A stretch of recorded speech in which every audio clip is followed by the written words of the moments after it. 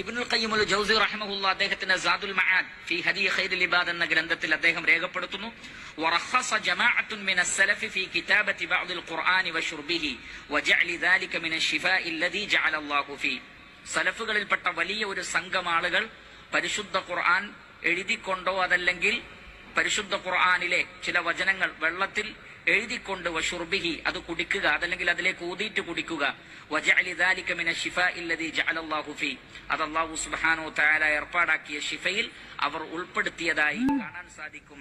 സലഫുകളിൽ ധാരാളം ആളുകൾ അതിൽ ഇളവ് പറഞ്ഞിട്ടുണ്ട് എന്ന് അദ്ദേഹം വിശദീകരിക്കുന്നത് കാണാൻ സാധിക്കുന്നതാണ്.